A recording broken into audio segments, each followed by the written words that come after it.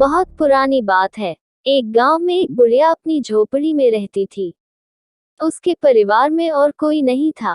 पति की पहले ही मौत हो चुकी थी। दो बेटियां थी जिनकी शादी हो गई थी और अब वे अपने ससुराल में थीं। कोई बेटा तो था नहीं उसका, अतः वह अकेली ही रहती थी। हर रोज जंगल जाती और खाना बनाने के लिए लकड़ियां बीन कर लाती थी। आज फिर वह लकड़ियां लेकर जंगल से लौट रही थी। शाम हो चुकी थी, लेकिन अपने ही धुन में गुनगुनाते हुए चली आ रही थी। तभी उसके पैर से गाय का गोबर टकराया आया। उसने झट से गोबर उठाकर गट्ठर पर रख दिया और आगे बढ़ गई।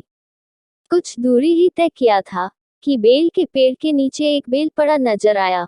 बुढ़िया ने आसपास नजर दौड़ाई, कोई नजर नहीं आया तो बेल उठाकर आगे बढ़ गई। आज तो वह खुश हो रही थी कि गोबर से घर की लिपाई पुताई हो जाएगी। बेल के स्वाद की कल्पना करके वह मस्तिष्क में ही आनंद उठा रही थी। कुछ दूर चलने के बाद वह गांव के पास वाले तालाब वाली पगडंडी से गुजर रही थी। तभी उसकी नजर एक बड़े से मंगूर मछली पर पड़ी, जो तालाब से निकलकर बाहर आ गया था और पानी की तलाश में इधर उधर कूद रहा था। बुढ़िया ने एक ही झटके में उसे अपने कब्जे में कर लिया। उसकी तो खुशी का ठिकाना ना रहा, मानो आज लॉटरी ही लग गई थी। पहले गोबर, फिर बेल और अब यह इतना बड़ा मंगूर, वाह क्या बात है। वह झटपट घर पहुंच गई कि मंगूर को मरने से पहले पानी में डाल दे। घर पहुंचकर उसने गोबर को दरवाजे के पास रख दिया और सोचा सुबह उठकर घर की लिपाई पुताई करूंगी। मटके में पानी भरकर मंगूर को रख दिया और मन ही मन विचारा, कल इस लजीज मछली का आनंद लूंगी। अधप के बेल को चूल्हे में रख दिया ताकि अच्छे से पक जाए। अब तक रात हो चुकी थी। थकी हारी बुढ़िया ने दोपहर का बचा खाना खाया और आराम करने के लिए खटिया पर लेट गई। थोड़ी देर में ही उसे नींद आ गई। चोरों के एक गिरोह, जिसने पिछले कुछ सालों से इस क्षेत्र में आतंक मचा रखा था, ने आज इसी गांव में चोरी की योजना बनाई।